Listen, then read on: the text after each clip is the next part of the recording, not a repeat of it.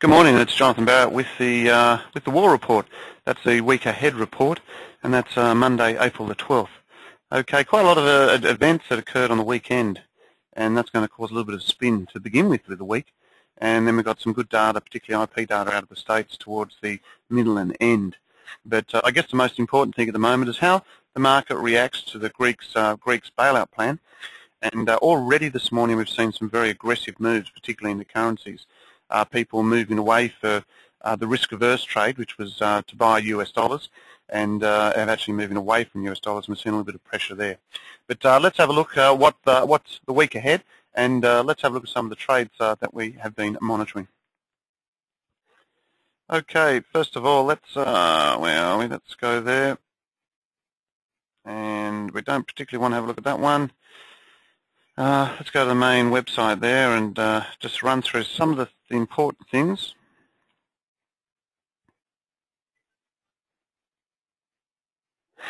Okay, righty-ho. The main news, obviously, is he has hit the market, which I think is quite interesting. Is obviously this Greek area here.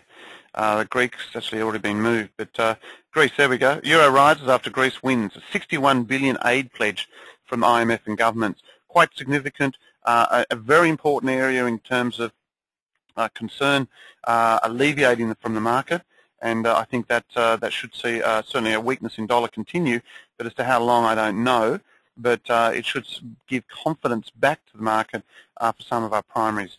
As a lot of people know, over the last 2 days, believe it or not, we've taken profit on our copper trades, we've taken profit on our Aussie trades, and we've taken profit on our gold trade. So maybe we're a little bit too soon. Let's just see what happens on those ones. But I guess the most important one there is that rise there in Greece. Also, a couple of things happening in China. And this is a phenomenon which is worthwhile discussing.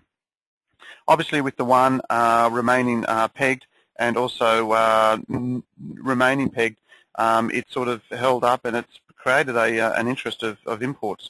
And that's a natural thing. The other important thing, obviously, is that the US is looking for China to allow its currency to appreciate in value.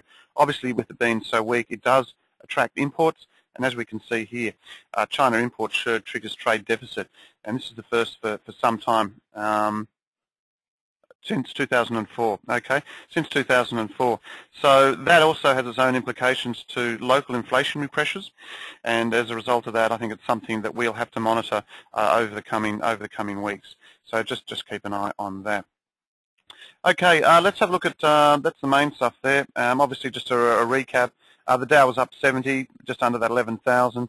The S&P was up 7, the Nasdaq was up 7.24, very strong there. Europe in itself, another strong day, just under 3,000, 51 for the Stoic. The FTSE up 58, the DAX up 77, and the CAC up 72. So all that very, very important indeed. And looks like those markets look onwards and upwards.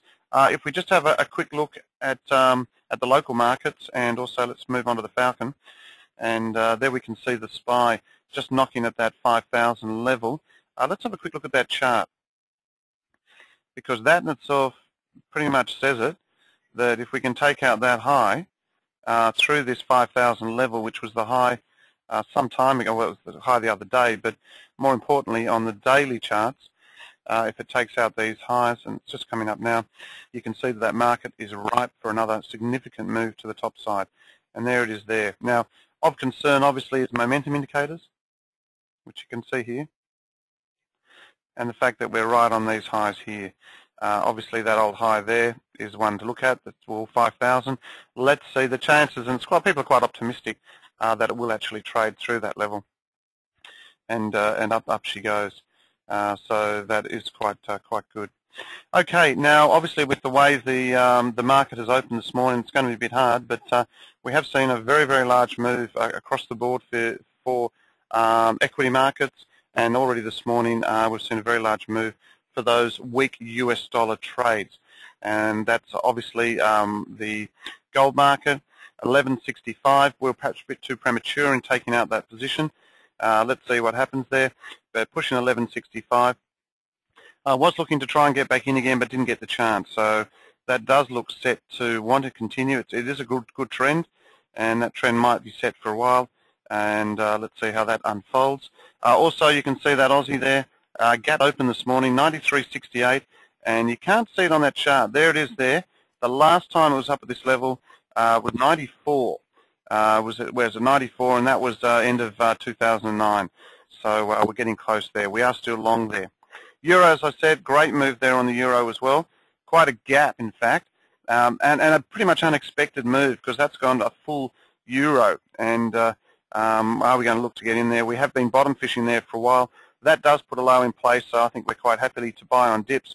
Certainly, if we can get it back to that 135 area, I think it's pretty good. So that's on the week. Right, now let's have a look. We mentioned the SPY. We've talked about gold and Aussie. Copper we came out of, as we know. Crude oil up a little bit as well. So that's looking all right. But I think at the moment you're going to find that a lot of the work today will be on weak dollar trades, and I think that's where the market will pretty much focus. And it'll probably be an opening like we'll find that Asia will take it higher, Europe will take it higher, and the States will be the leveling economy or leveling market that'll bring some of this back into perspective. What are the major bits of news item we've got coming out this week? And I think that's probably the key stuff. Let's go back and have a look here on the Bloomberg. The most important ones, I feel, will be IP, industrial production, which is out on Thursday. So that's going to be very important. Also, consumer price index out on Wednesday. Now, the consumer price index and retail sales are going to be the ones which will trigger our feeling in terms of whether or not we're moving out of these recessions, which of course I think we are. And if we do get any rise there, then there could be efforts towards interest rates back on the agenda for the Fed, and prices might start to move higher as a result of that. So let's stay close to that. IP, very important. That'll provide us with a census that things are looking good. We've also got jobless claims on Friday. Not a lot there, but I think consumer sentiment will be one of the key ones, and housing starts also to be one of the key ones. So I guess in a nutshell, what are we looking at, and what can we look at in terms of trades? Look, I think it's hard because we're at that area where we've taken profits on a lot of positions. I do feel that given that we are seeing a lift, some of those cheaper trades, perhaps the wheats, the corns, those ones would be ones which will come back into play. They're perhaps the cheaper alternatives. Otherwise, we'll be chasing the market, like in the gold market. We'll have to chase that market, chasing weak dollar trades, those sorts of things. So I'd have a look at some of those softs and see what we come up with. And I'll certainly let you know on the Twitter or Facebook if, in fact, and when we actually go in. So that's it for the week ahead report. I hope you have a happy trading week, and we'll talk to you next week.